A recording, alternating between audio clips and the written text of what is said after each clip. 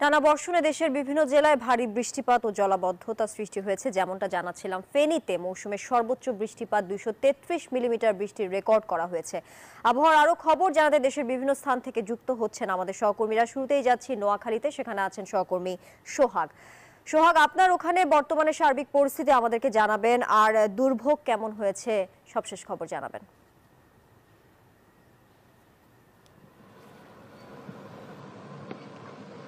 ধন্যবাদ তানিয়া, আপনি যেমনটা জানতে চেয়েছেন, আমি আছি নোয়াখালীতে। নোয়াখালী শহরে গত রাত থেকে আজ দুপুর পর্যন্ত 24 ঘন্টায় ব্যাপক বৃষ্টি হয়েছে। এখানে আসলে জলাবদ্ধতার সামান্য বৃষ্টিতে এখানে শহরের রাস্তাঘাট কিন্তু তলিয়ে গেছে। আমি আপনাকে যদি দেখাই যে আমার পিছনে যে রাস্তাটি আপনি দেখতে পাচ্ছেন, এটি আলপার্ক স্কুল সড়ক নামে পরিচিত। এই স্কুলতে গত 24 ঘন্টায় বা হাঁটু পরিমাণ পানি এখানে উঠে গেছে। এখানে এখন বিভিন্ন স্কুলের শিক্ষার্থীদের পরীক্ষা চলছে এবং পরীক্ষা চলাকালে এই যে শিক্ষার্থীরা খুবই কষ্ট করে তারা পরীক্ষা হলে যেতে হচ্ছে, তাদেরকে খুব সমস্যা সৃষ্টি হচ্ছে।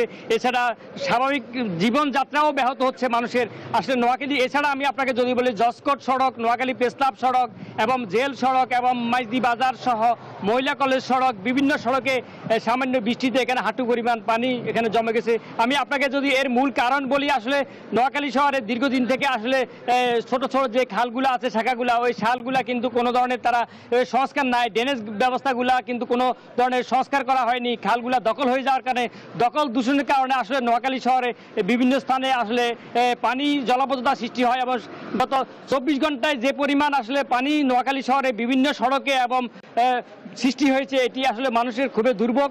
সাধারণ মানুষ আসলে দুর্ভোগ, খেটে পাওয়া মানুষের জন্য সবচেয়ে বেশি দুর্ভোগে পড়তে হচ্ছে মানুষের। তা আমি কথা বলছিলাম, গত 24 ঘন্টায় 126 মিলিমিটার এখানে বৃষ্টিপাত রেকর্ড করা হয়েছে। আসলে সব মিলে যদি আপনাকে আমি বলি যে নোয়াখালীতে গত বছর যে বন্যার যে ভয়াবহ অবস্থা ছিল, 3 মাস ব্যাপী যে গত 24 ঘন্টায় যে পরিমাণ যে এখানে বৃষ্টিপাত হয়েছে, এখানে আসলে মানুষের দুর্ভোগের শেষ নাই। তো শহরবাসী এবং অত্যন্ত তারা দাবি জানিয়েছে, পৌরবাসী এবং জেলা প্রশাসকের কাছে দাবি জানিয়েছেন, পৌর প্রশাসকের কাছে দাবি জানিয়েছেন যে অবিলম্বে যেন দখল মুক্ত করে, ড্রেনেজগুলো পরিষ্কার করে এবং যেমন নাগরিকের সুবিধা দেওয়ার জন্য তারা জানিয়েছেন, এমনটাই জানিয়েছেন পৌরবাসী। এই ছিল আমার কাছে নোয়াখালী থেকে সর্বশেষ। আমি ফিরে যাচ্ছি চট্টগ্রামে, সেখানে আমার আরেক সহকর্মী সেখানে অপেক্ষা করেছেন আকরাম। আমি ফিরে যাচ্ছি আকরামের কাছে।